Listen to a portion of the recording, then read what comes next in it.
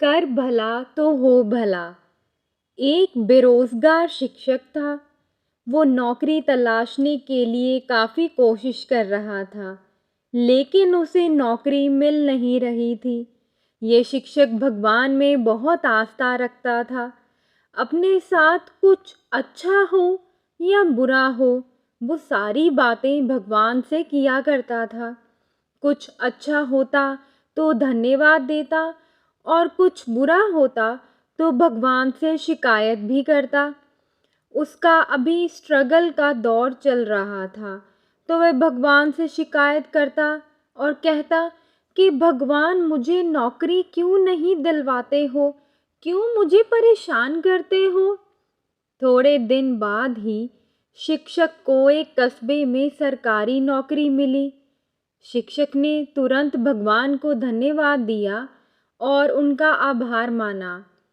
लेकिन दिक्कत ये थी कि स्कूल गांव में था और उसके रहने का इंतज़ाम कस्बे में किया गया था।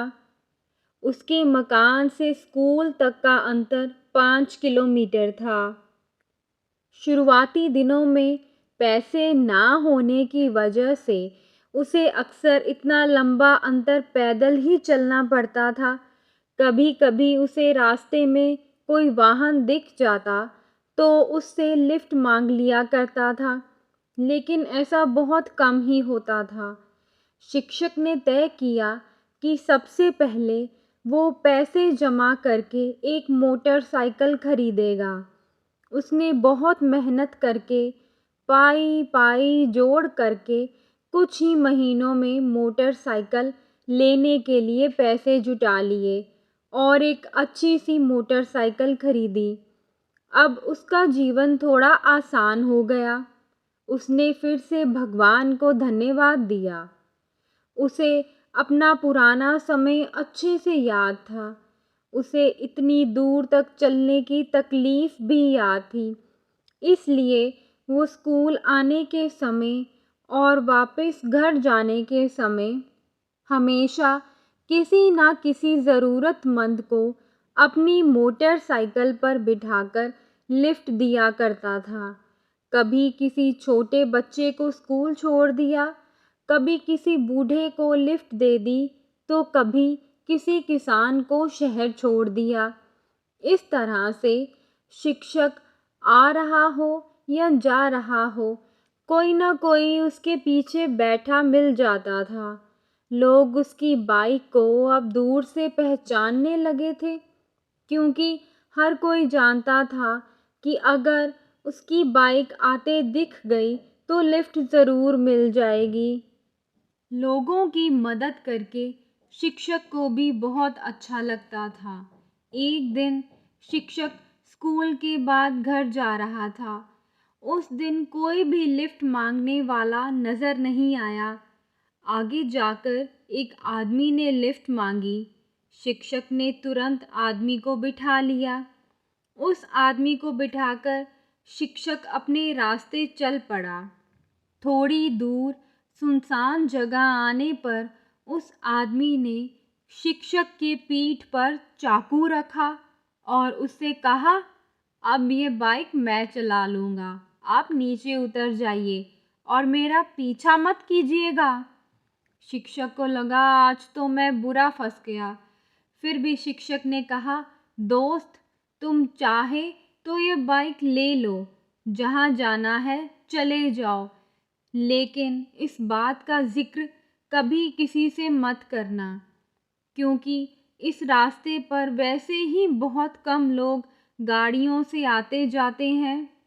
अगर इस बात का पता लोगों को चल गया तो वह दूसरों को लिफ्ट देना बंद कर देंगे। लोगों का एक दूसरे पर से भरोसा उठ जाएगा। मैं भी इस बात का जिक्र किसी से नहीं करूँगा। शिक्षक की बातें सुनकर एक बार तो उस लुटेरे का दिल भी पसीज गया, लेकिन फिर उसने सोचा कि मैं कहाँ इसकी बातों में आ रहा हूँ। वो बाइक लेकर वहाँ से चला गया। शिक्षक घर जाकर भगवान से शिकायत करने लगा। जब सुबह शिक्षक उठा तो उसने अपने आंगन में अपनी मोटरसाइकिल खड़ी देखी।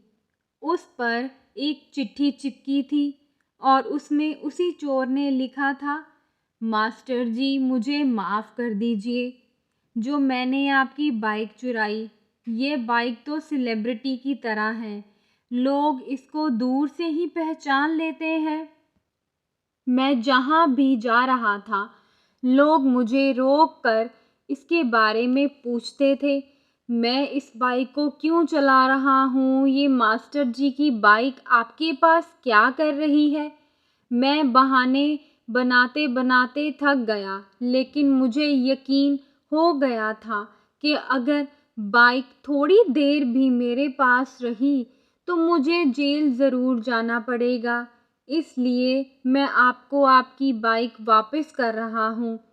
चिट्ठी पढ़ते ही मास्टर जी हंसने लगे और उन्होंने भगवान को धन्यवाद दिया और फिर से लोगों की मदद में लग गए।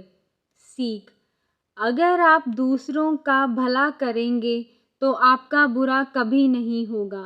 Please like, share, subscribe.